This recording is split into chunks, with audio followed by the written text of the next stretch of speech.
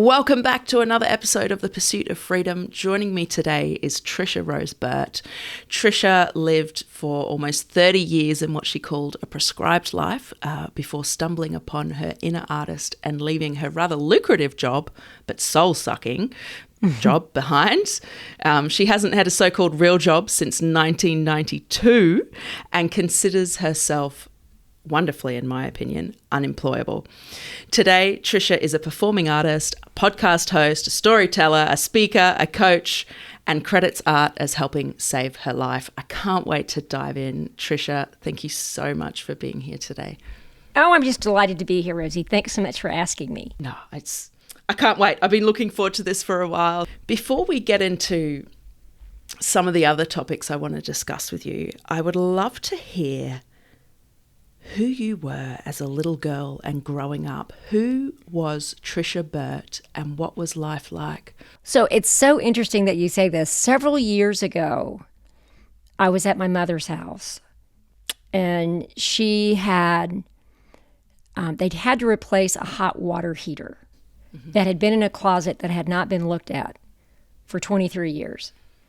And they opened the door and, and there were all these boxes in there. And they were filled with like photos and all this kind of stuff. And I found this poster that I made when I was about 10 years old. Mm-hmm. And it said, "Please come see me in a play Thursday at 1 p.m., Tricia Burt." Wow. And I had drawn all these little, in crayon, all these little like illustrations. And I thought, well, nothing much has changed. I'm still trying to get people to come see me in a play. But what was interesting, I sort of stopped for a second. I thought, well, I took like a 40-year detour before I actually did that. So I think as a child, I was, if there was a school play, I was in it, wrote half of them. And then somewhere along the way, got all the signals that this was not exactly what I needed to do moving forward. Like it was okay to be, it's okay to be creative in certain, it's okay to be creative as a kid. And it's okay to be, in the school plays, and then at some point you sort of figure out, well, if I want to fit in, I might want to go this more, which was very important to me to be able to fit in. That I might want to go a more conventional route. It was very clear to me, in the 7th and 8th grade, the way to go here is more conventional, like go be a cheerleader, go do those sort of sanctioned things. And so I just never really thought that was an option. I mean, I can remember when I went to college, I don't know if they have things like sororities over in Australia, but, there are these social groups and universities here, and I was in one and it was fabulous, but I would look at this group called the Original Cast, and they all got together and sang Broadway musicals, and I was like, I want to be in that. I want to be in that, but I just couldn't get out of this just training I'd had, or these I call it the Declaration of Conformity. I have this whole here's how I was supposed to conform, and that was just, I didn't feel safe not doing that. I felt like if I went the conforming way, then I'd get approval and acceptance and community, and if I went off that track, it was like I was going to lead a lonely, wretched death. So it took me, a while. To answer your question, I was very creative and always in front of people. And then, that idea of having a big personality became not an asset, but a liability. And it took me a long time to say, well, hey, wait a second. I was always told I was too sensitive and I was too dramatic. And I'm like, now that's what I make my living on. But, but I just kind of, the world I lived in really didn't know what to do with me. And, that's okay. It's okay. It makes for good material now with stories, I really relate to, you referred to it as the Declaration of Conformity, and you're trying to fit in, and that's something I can relate to, and I think so many other people can, What are your thoughts on where this expectation or this constraint comes from? Why do we grow up thinking we need to fit in?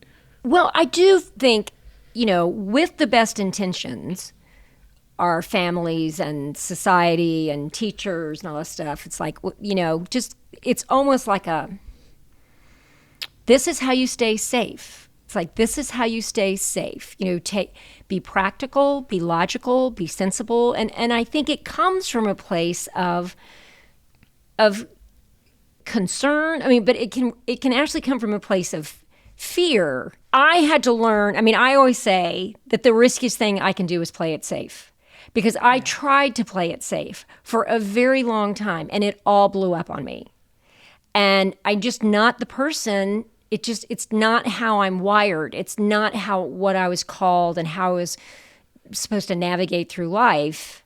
There are times I wish, darn, why aren't I still working at Fidelity Investments making a fire hose of cash? It was a lot easier in some ways. And other ways, it was like, it was, soul killing. Some people thrive in that environment. Business can be a very creative environment.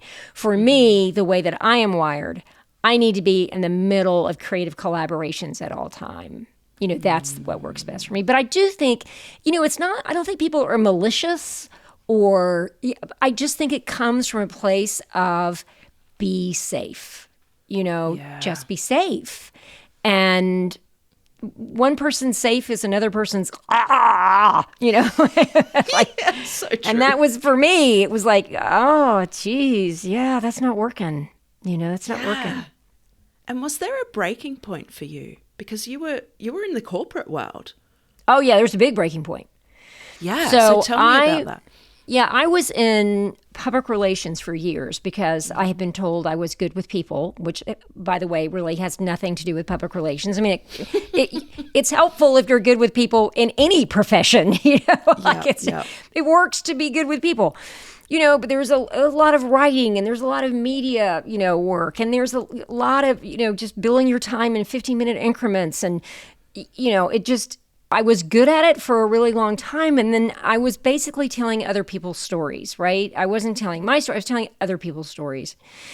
And I was in New York while I was doing that. And I left New York and went to Boston. And I was like, I am not going to work in public relations. It's not what I'm going to do. I went to a career counselor and she said, really, all this battery of tests and everything. And she said, well, here's the deal. You need to, work on your own, not for anybody else. You need a tremendous amount of freedom and you need to be in the arts. And I was like, I have no idea who that person is. I had no idea who she was talking to.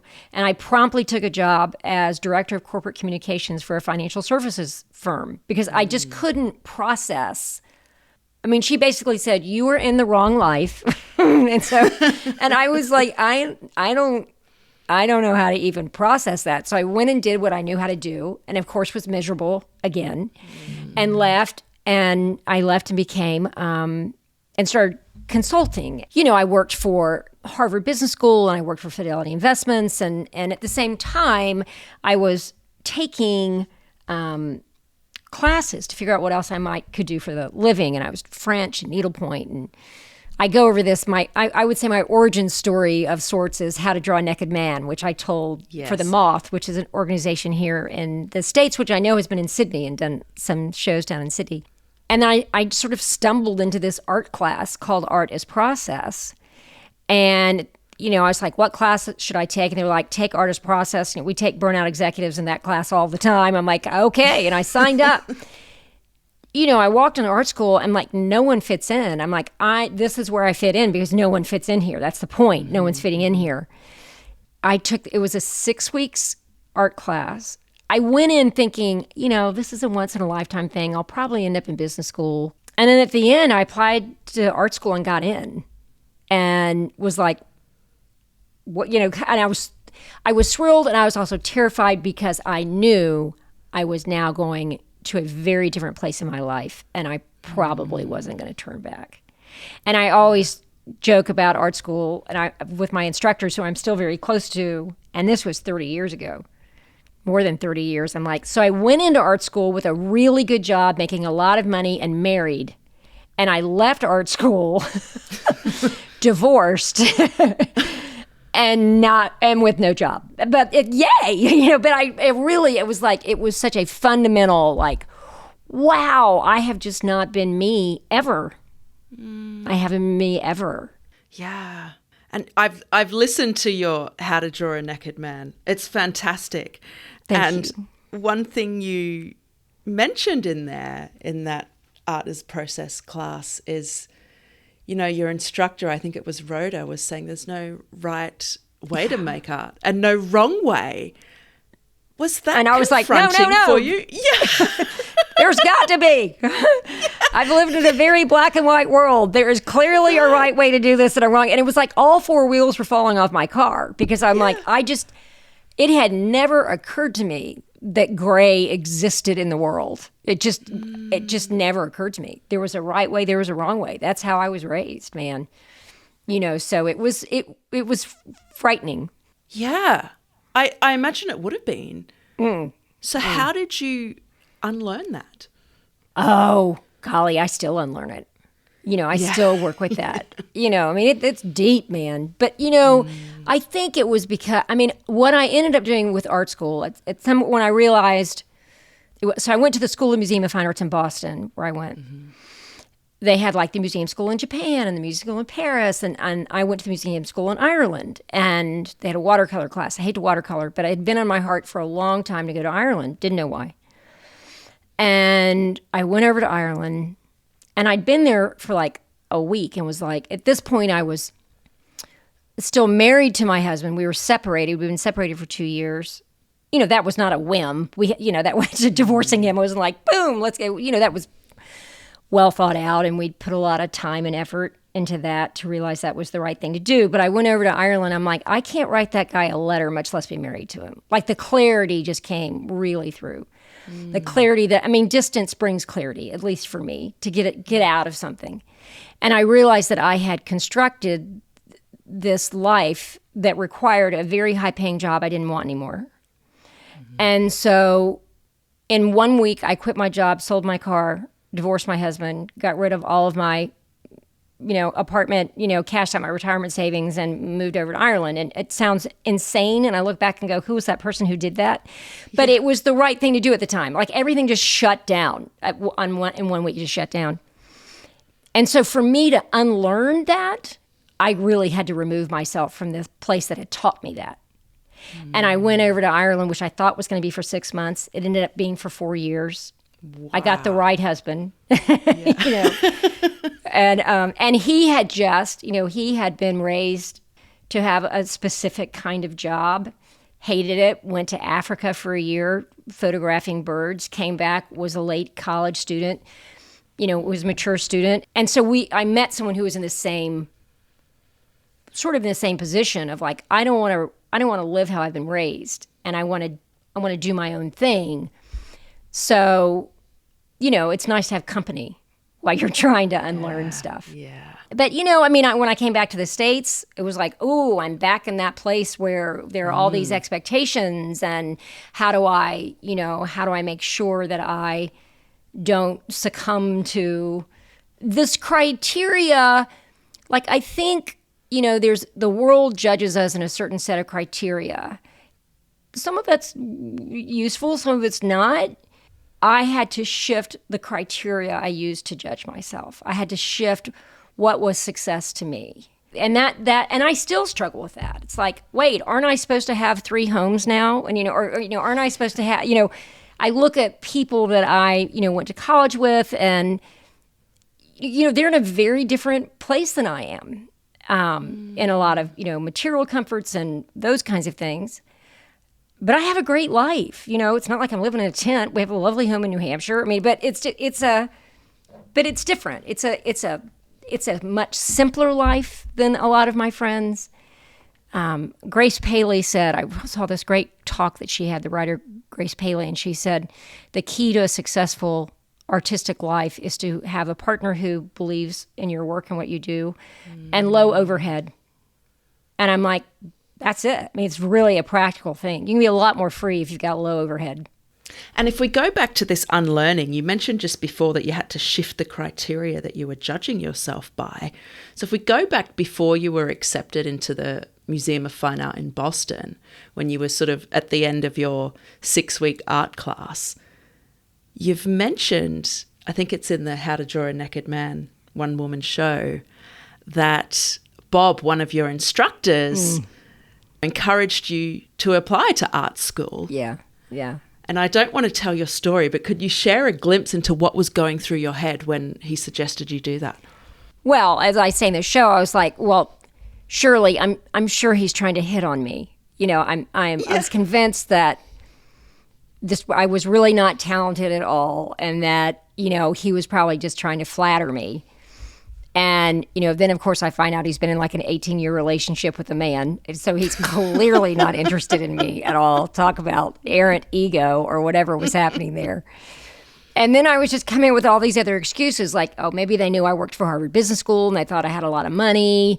And, really they wanted me to donate a lot of money to the school. I mean, I came up with every single possible reason, very creative reasons, I might add, of why they wanted me to be in art school, none of them having to do with talent. And not even that I have that much talent, but just the curiosity and the desire. And, obviously halfway talented or I wouldn't have been accepted. But, it was just, it was more about the mindset of being an artist. It was so clear I had the mindset or wanted the mindset of an artist and was leaning that way. And Charles, looked at me as I'm going through all of this, angst around this. He's like, Tricia, you're an artist. You're one of us. And I was like, oh my God, someone said it out loud. And it took me years to even put on my resume that I was a part-time student at the museum school. Wow. Because I felt like I was going to get in trouble. How could I possibly say that I was that? And then I can remember the first time I told somebody I was an artist, I was like breaking out in a full sweat. Wow. And I think it's because we have like artist with a capital A, and it's all, it's like, it's just a lowercase a. I think we said, well, if I'm an artist, that means I have to make great stuff all the time. And, it's like, and if I'm going to just disappoint my family like this or go off this beaten track, it's got to be really good. It's just all of this pressure to like, we live in a society, and maybe Australia is different, but certainly in the United States, what have you produced? Not what are you in the process of, what are you exploring? What are you curious about? What are you, what's the process? It's like, what did you make? How much did you make when you sold it? Yeah. How clinical and cold to say that. It's very much the same here. It's just so uninteresting. So to embrace that creative process and in a way go against what society expects of us, very much focused on outcomes. What did you produce? What have you done? How much have you made? You were being different. You're going against the tide. Was there fear inside you when you? Oh God, yeah. I mean, but what is that great thing? Courage is fear that has said its prayers. I mean, that's basically it. I mean, it's. I mean, if you're doing anything that's different, it's it's hard. It's just hard. But for me, staying the same and doing the same thing, I was going to die. I was either going to be an alcoholic. There was no way. I was slow. I mean, I was going to die. If I stayed the same, maybe not literally, but certainly in my soul, it was like, this is not good. I'm on a bad path. It's not good for me. It's not good for people I'm around.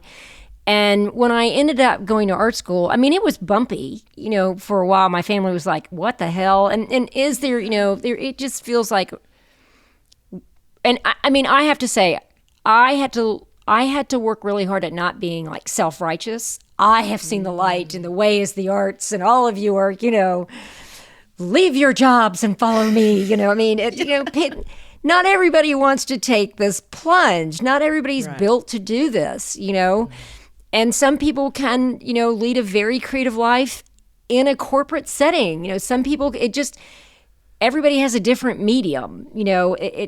It's everybody has a different medium, and some people can be the CEO and be a concert pianist at the same time. It's like how, my goal in the work that I'm doing now and in the podcast that I have, this No Time to Be Timid podcast, and the stories I tell on stage, I figured out, I'm just trying to get people, I'm just trying to elevate creativity and elevate artists. And so it's integrated, or at least... Right. That it's a part of people's lives, that it's not an either or, that it can be a both and.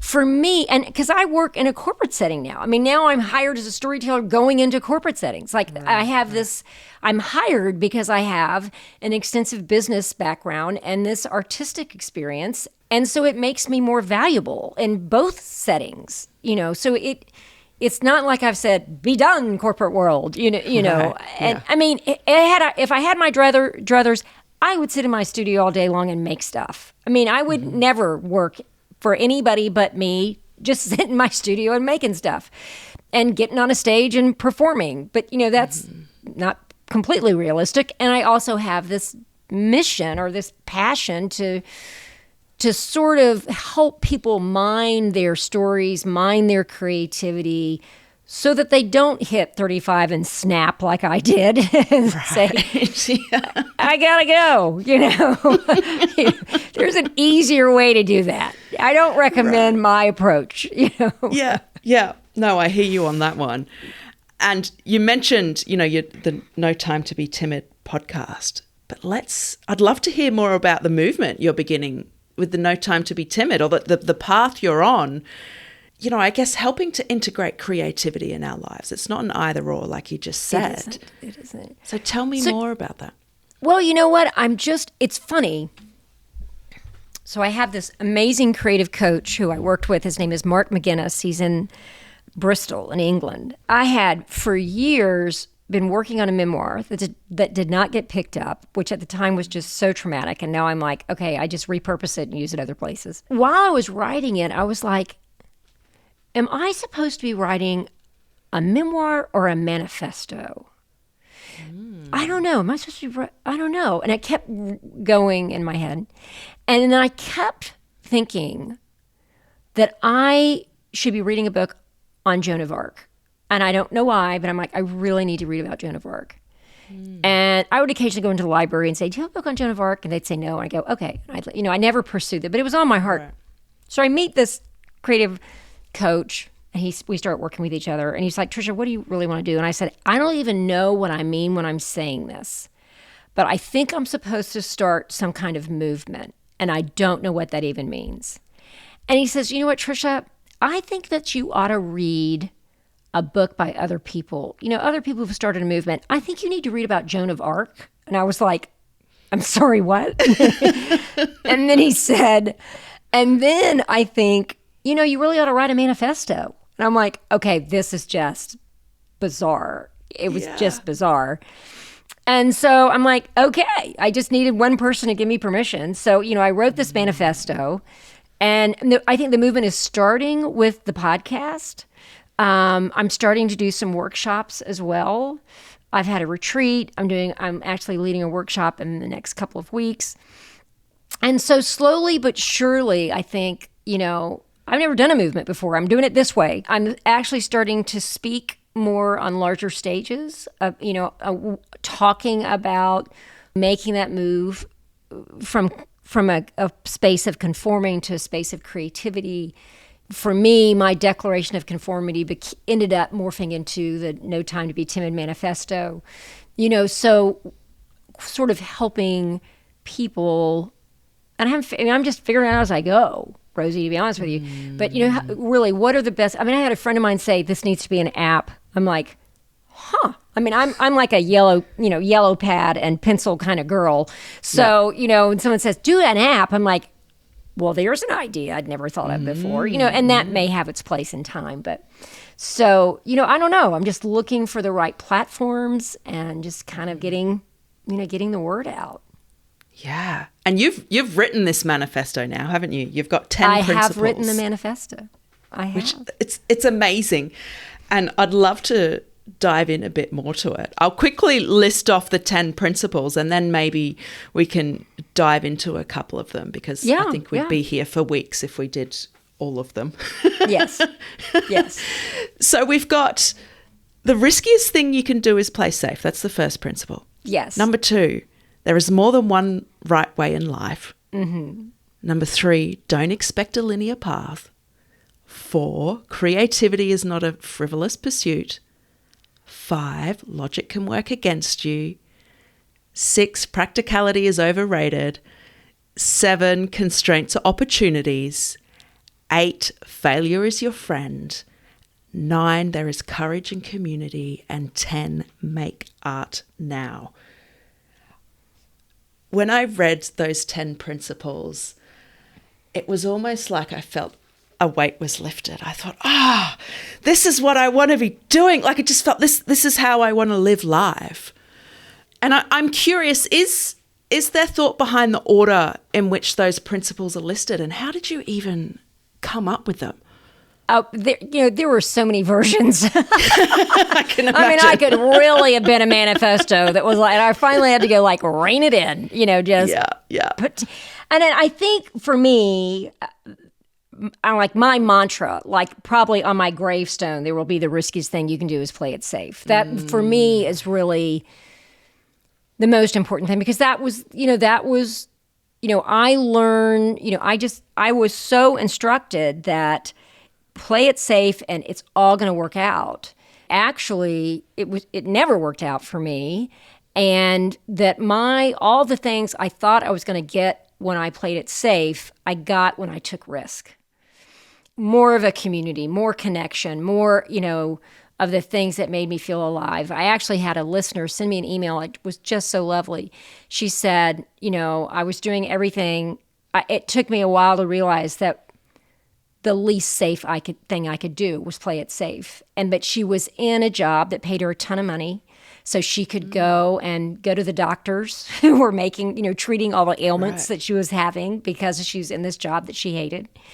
And that she made a change and left. And it was very satisfying to hear that. And, and my goal is not to say, leave your jobs, and, run wild, run free. But it's more to finding that balance, It's scary to walk into that first art class. And it's scary to say, I've really always wanted to write a screenplay, and I'm actually going to do it. And so that's why the risk is being vulnerable and saying, this may not work, it might work, or it might take me to a place I don't want to go. I mean, I always say, you don't have to divorce your husband and leave the country to be an artist. Right. You might eventually, but at first, you just can start out small. But yeah, so the riskiest thing you do was definitely going to be the first one for me. Yeah. That was going to be the first one. That one just hits straight to my core when I read that. I definitely believe that to be true. And my creative journey is interesting. Like my dad, he's no longer alive, but he was an artist. Since he was a little kid, he'd be sculpting things and making things. I've got a shed full of hundreds of his paintings. He was truly an artist. Not that I think he ever fully owned, that title, which I think is true for many artists. But for me, I think my creativity shows up in different ways. But when I left high school, I actually was accepted into an arts degree. And my very first lesson was, there was it was a naked man actually in there. And I just went, oh my God, you didn't warn me there was going to be a naked person in here. And I was so uncomfortable looking around at the other people in the room. I'm thinking, what have I done? It was actually really fun, but I left after a year because I thought, well, there's no safety or job security being an artist. Mm-hmm. And I went off and did teaching. And actually I love teaching people, but it was quite a miserable path, and it affected me mentally and emotionally, and I didn't last long doing teaching. But in life, I always find myself coming back to the creativity. And I think you do need to take a risk. So I love that principle so much. And if we detour slightly, we'll come back to the principles. But you actually ended up being a nude model at one stage. Oh, I did. I did. I did. And it was funny because I was over in Ireland and I just had no cash at all. And there was an ad for, and I didn't have a work permit, so I needed like cash under the table jobs. And they were looking for an artist model. I'm like, well, I know how to do that. I mean, I've never done it before, but I've certainly watched it and drawn for the model a million times. I thought, I'll do it. And so I did it. I got to tell you, the very first time I'm like dropping that robe going, what the hell am I doing? Like, what am I doing? It was just going against so many ways that I was raised, like just like young lady, women do, good girls do not do that, and I have a whole story called How to Act Like a Lady. It is one of my favorite stories I've ever told about this whole experience of modeling nude, and it was great. It was a great experience, and but also very surprising to me when I did it. But I was like, okay, I need some cash. This will work. I know how to do this. So yeah. Yeah. I think this ties into principle 3, don't expect a linear path. Because, oh my gosh, how did you end up doing that? But also, correct me if I'm wrong, I don't think you're a nude model anymore. I am not. And there was an incident, if you're comfortable talking about. Oh, yeah. Where you ended up, I guess, in a potentially quite dangerous and vulnerable situation. And I think it ties in a lot to this belief that, women in particular are conditioned, I guess the word is, to please others and make them feel comfortable. But can you talk us through that experience? Oh, sure. I mean, I came out of, I'm from the South in the United States, and we're all about hospitality, and women are like, as I say in my story, we come out of the womb being a hostess and taking care of other people, and often emotionally taking care of everyone, and you never want to make anybody feel uncomfortable ever. Right. You never make anybody feel uncomfortable, and you're always meeting their needs. And so when I went on this journey of being an artist model, being a nude model, I was really good at it because I know what an artist needs because I'd been on the receiving end of it. Just as a funny side note, my husband, who's Irish, when I was over there, and at first when he found out that I was nude modeling, was very worried and uncomfortable. He's like, are you safe? Are you okay? I'm like, honey, I'm just a series of lines and shapes. This is not a big deal. And he was still a little concerned. And then we got married, and there wasn't a lot of cash. He's like looking through the paper going, okay, they're going to got any jobs that we can send you? I'm like, he's pimping me out as a nude model. I'm like, thank you, honey. Quickly. We don't care about that anymore. Yeah. But so I was doing a lot of modeling in Ireland, and in Dublin. I would do it for students, and then I got a pretty good reputation, and so artists were hiring me. And I got recommended to work for this art director who was in town working on a movie that Angelica Houston was directing. And I'm like, this is like my big break. Wow. This is totally it, because then he wanted to do a birthday card for her and wanted to draw from the model. And so I'm like, this is it. This is, here I go. All of my bravery is paid off. This is going to be great. And I walked into his studio, and immediately I was like, something is definitely off. Like, I need to get out of here. He was watching TV, he was drinking wine, and anybody I've ever worked with before has been very focused and incredibly, it was just a completely different vibe. But, because I was raised, don't make anybody feel bad, I didn't want to hurt his feelings. I'm like, oh, well, maybe his creative process is just drinking wine. Maybe this is, I just sort of talked myself out of what my insides were telling me to do.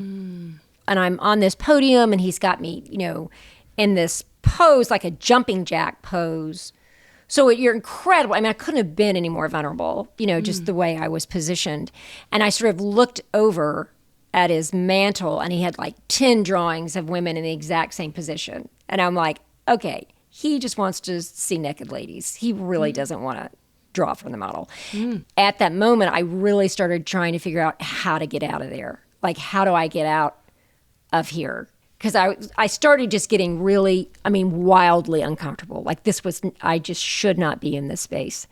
Fortunately for me, he said, this isn't working. And again, I'm like, he said it, not me. I should have said, this isn't working, I'm leaving, but I'm still trying to make sure everybody's okay, even though, I was more concerned about him hurting his feelings than me feeling safe. And that's why I never modeled again.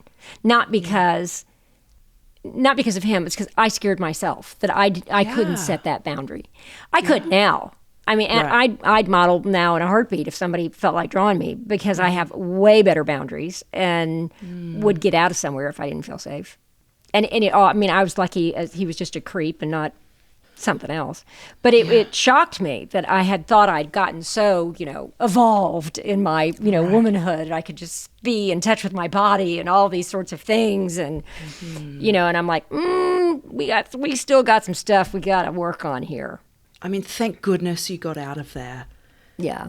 Was this a moment where you began questioning what you were doing and the path you were on? Because I think something that's often not talked about is how damn difficult it is, or can be, to follow your creativity and go against the internal narratives in our mind and the expectations of society. I think the thing for me that's always been the hardest, I was raised that financial worth equals self-worth. And that is something I am still struggling with. That was so ingrained in me. And so when I have to be really careful, because if, there's hits and misses in everything you're doing. If you're on top of it also not, struggling to make some ends meet or things, this doesn't happen, that doesn't happen, and you have financial insecurity, pretty quickly you can start going, why did I do this? And for me, that I have to have a lot of projects going. I can't put all my eggs in one basket.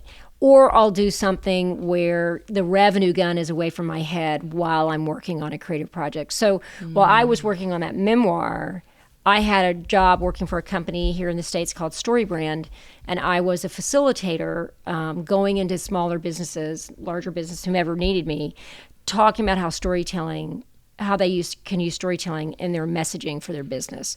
Wasn't first-person narrative storytelling, which is what I do and I teach. It was a very business application of story. But it gave me the mental bandwidth. I wasn't hustling. They'd call me up and say, hey, Trish, can you be here? And I'd say yes. And I didn't have to do any hustle. I just showed up, made some money, left, came back and wrote. And so that was a really good gig, and it ran its course. And COVID slammed me. Because I was all about live audiences, and also it had run its course. And so what's been interesting for me, I've made the choice, at pretty advanced in my career, to not want to work for anybody. So I'm back to hustling again, and that's kind of wearing me out. But there's a light at the end of the tunnel. I kind of like, let me just start my own business now, after COVID. Like, how well thought out was that? But, still to be determined. But I was just like, I don't want to work for anybody anymore. I've been at this too long. I don't want to work for anybody anymore. I want to be self-sufficient. I want to do my own thing.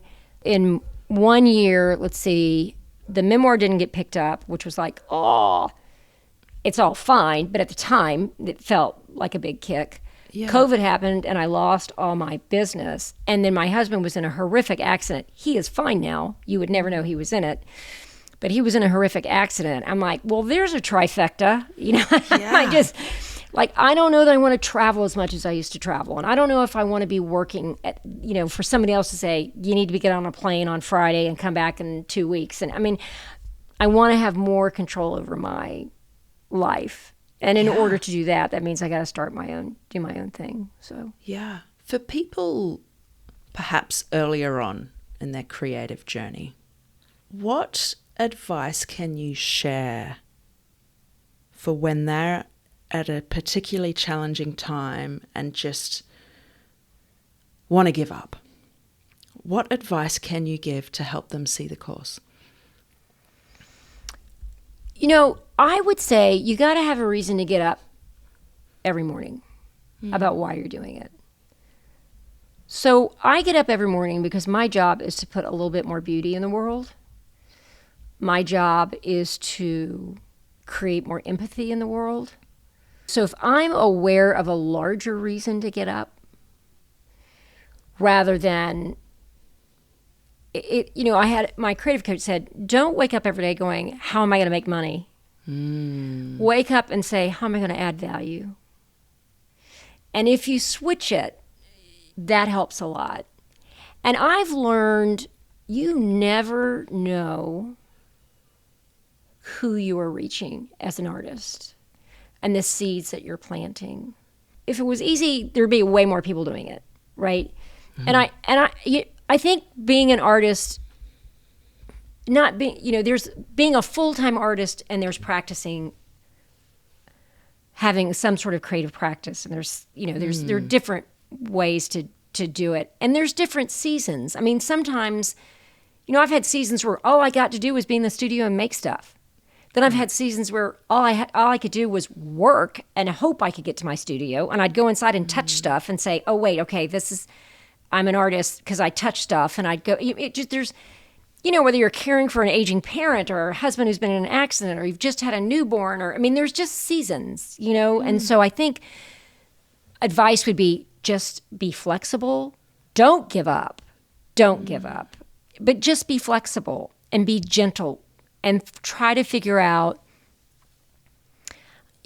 I also, in my workshops and retreats, try to say, think of it as a story. And in every story, there's a narrative arc. You're somebody at the beginning and you're somebody different at the end. So who are you if you aren't an artist and you don't make this work? Who are you at the beginning and who are you at the end? If you don't make that painting, if you don't write that short story, if you don't write that poem, how's that going to affect you? And to think about what the stakes are. What's at stake for you if you make this? What can be won and what can be lost? And it might be you just feel better. Your head just may be on better. I talked. There's an artist named Amy Grant. She's a Grammy Award-winning singer-songwriter over here in the United States. I had her on the podcast, and she said she's unbelievably successful. And she was like, I figured out one day when I was really low, I started playing songs that I've been playing for a ticketed audience for over 40 years. And she said, I wrote that song for me. I wrote it because I needed a soft place to land. I wrote this song because I wanted to fit, and she said, here it was this whole time I thought I was making this music for a ticketed audience, and I was really making it for me. And it was so profound to hear her say that. And she said that even just making it for yourself has infinite value, infinite. And it helps me have less of a grip on the things that are undoing me in the world. Like I have a 92-year-old mother who's suffering from dementia right now, and it's really tricky. And I am more present for her if I've made some stuff in the morning, even if it's super stuff. Right now, I'm just hole punching drawings that I don't think are very good. So I'm just hole punching them and turning them into something different, But it's enough. It's enough. Yeah. It's enough. That's powerful. And I actually listened to that episode last night, actually. Oh, my goodness. You really did your homework. But, maybe we should talk about your podcast because you're just rolling out your second season now. But the first season, each episode sort of focuses on one of the principles of your No Time to Be Timid manifesto. And then this second season, tell us what the focus of the second season is. It's really how to sustain a creative life. I mean, the manifesto is about how to start leading one. Right. And then the second season is about how do you sustain it, Yeah. And so I'm asking artists, I usually talk to artists who are major talents but not household names. Amy in the United States happens to be a pretty big household name, and we just know each other from college. So I'm interested to see what what keeps her going? And, she's been doing this for over 40 years. Her whole focus was connection, the connection with herself, connection with her community of artists. My second guest was the man named Shannon Kaysen, who's just freaking brilliant. And, his about the perspective you have. I asked him, how do you get through the rough patches? And he said, for me, the rough patches are the fuel. They are. Ooh, they're my fuel. They are where my creativity comes from. There's no rule book on how to be an artist. And sometimes you can feel, let me speak for myself. I feel like I'm doing it wrong. I'm doing this wrong. And there's just, again in the manifesto, there's more than one right way in life. It's like there's more than one right way to do something, Yeah. I had some artists on my show. They're both ordained ministers, and now they're Emmy Award-winning filmmakers. And they're doing, it's like the same skill sets, different audience. And they're, they just shifted. So that's why I like to say there's more than one way to do stuff.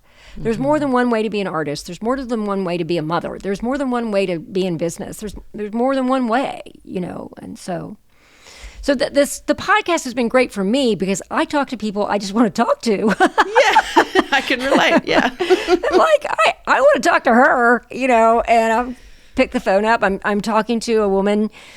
She's coming out in the next couple of weeks. Her name is Jerry Lynn Johnson, and she's a woman conductor.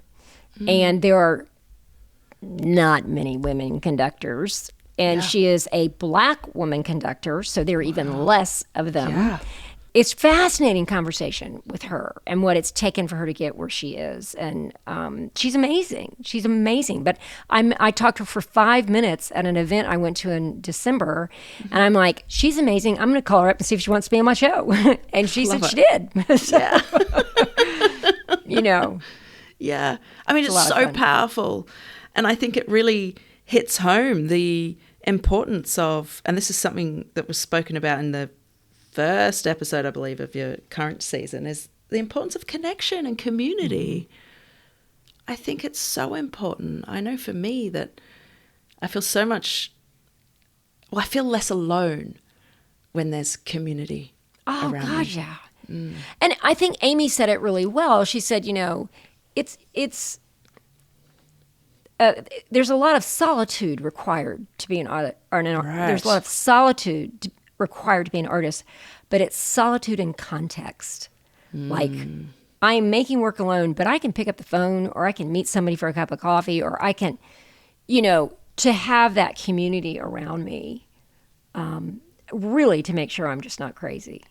Right. Yeah. I mean, so much of it is, am I crazy? There's a friend of mine who Tim Donovan, he was one of the first people on my podcast. I sent him a text, and I'll always say, the ship is sinking. Code for, I really need some help out of this, please. The ship is sinking. One more thing I really want to touch on, and this is another one of your principles, and I think it really ties in for when we're in those dark places, is that failure is your friend. Oh, yeah. Yeah. Tell us more. Yeah. There have been so many times I've gotten a no, and it's been, thank God I got the no. I mean, sometimes you don't know it at the time, but then I look back and I'm like, I wasn't ready for that opportunity. That would not have been a successful path for me. This is not the right person to be in collaboration with. There's a great line, man's rejection is God's protection. Sometimes we can think, sometimes the no is the best thing. And often the no is a not yet. I think failure, as Amy says as well, she taught me this, because when the memoir didn't get picked up, I'm like, oh, are you kidding me? I'd just been working on this thing, and I gotten some really good feedback, and it just was the wrong timing. It was right before COVID hit, and then when it hit, everybody was scrambling, and it was just, there may have been some follow-up, but the world turned upside down. And I called up Amy. I'm like, okay, what do I do about this? And she said, Tricia, in our house, a no is as good as a yes. Just redirects you. I'm a good writer. I think I'm a solid writer. I'm a way better storyteller. I mean, my voice is really my medium. Yeah. as opposed to the written word. I get really tense when I write. A book, like I can do a blog and I can do like I can do that. But if it's a book, and I had a book in capital B, I was just, all that tension, you could just feel it going through. I read it now and go, ooh. I'll go back and read a blog from, 10 years ago and go, this is really snappy, Yeah. But the memoir, I just couldn't, it wasn't me. So it's like, maybe I'm not using my best gift. My best gift, I think, is my voice, and the connection I can feel with people. I'm not saying I'm never going to write a book. If somebody asked me to write one, sure. Yeah. But I think, I lead with my strength, which is conversation, story.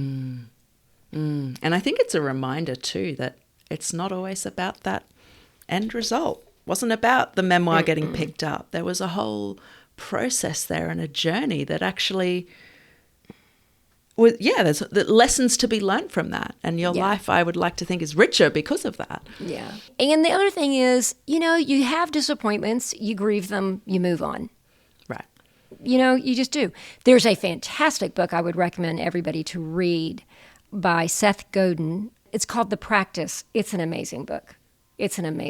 Really just about why we make art, the process of making art, what it's all about, the vulnerability behind it, the business side of it. I remember when I was doing my one-woman show, I was like, well, if I was really good at this, then I would have this whole team of people and all these things would be in place and blah, blah, blah. And I was really beating myself up.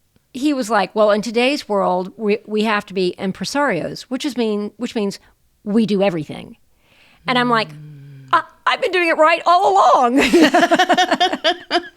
Who knew? I was ahead of the curve. It's just crazy, the stuff that we beat our, it's like, if I told you how many times I said, well, if I was a real artist, it's like, what does that even mean? Right. Stop it. Right. I don't say it anymore, but I said it for years, if I was a real artist.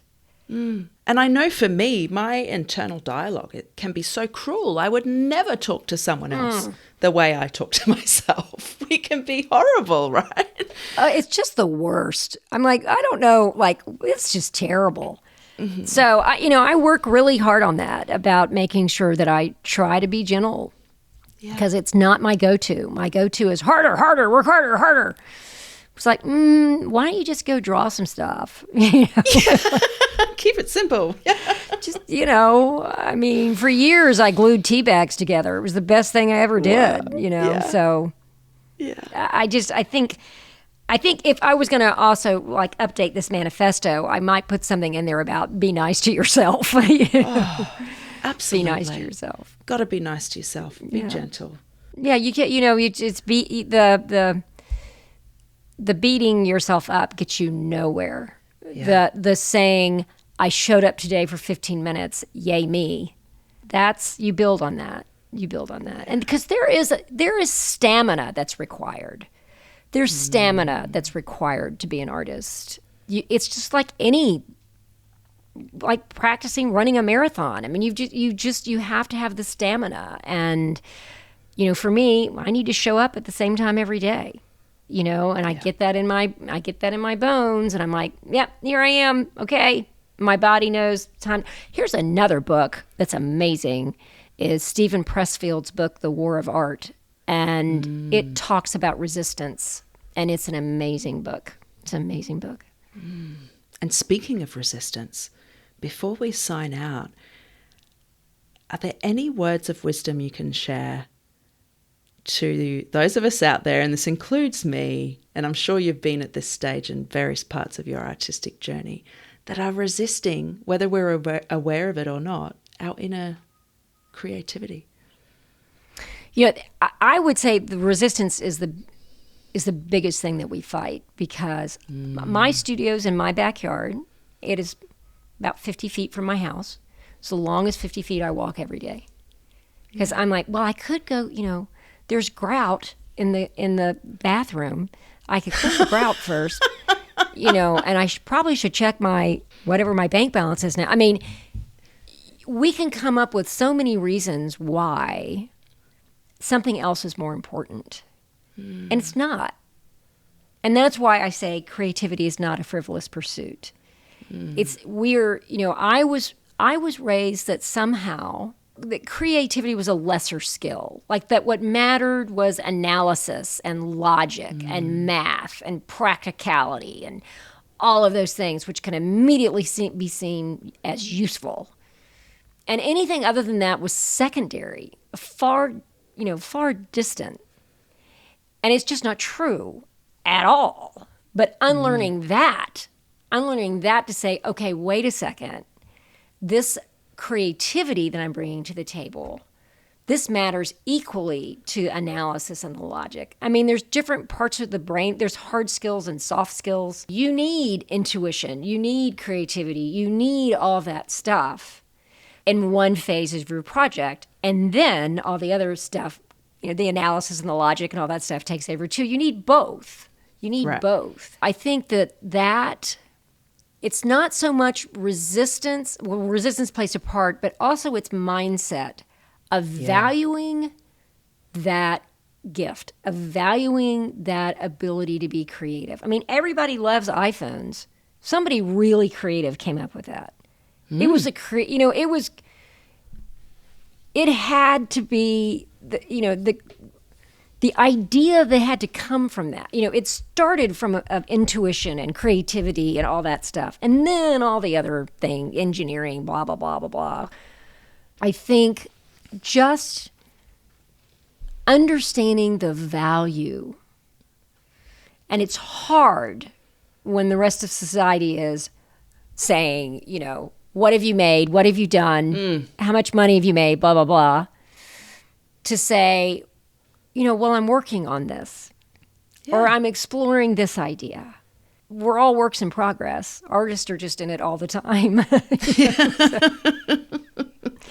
And it's far more interesting to say I'm working on something as opposed to say I did this thing 5 years ago. It's way more interesting to say I'm working on something. But it's just believe, and also the only way to get through it is to make sure you have community.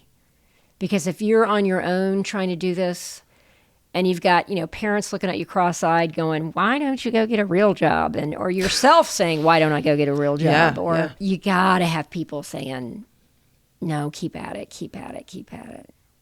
I will tell you, I have a wonderful story. I was working on the memoir, and I was supposed to have a meeting, and it fell through, and I was very discouraged, and blah, blah, blah. And I'm walking around. I live in the woods of New Hampshire. I have a great big walk right out front of my house.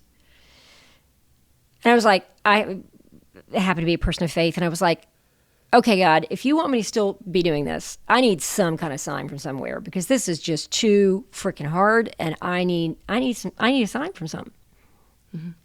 And I was home for about an hour and a half, and I get this completely unsolicited email from a woman in Australia who I am friends with on Instagram, and she said, I just wanted to write and tell you how much your video, How to Draw a Naked Man, meant to me.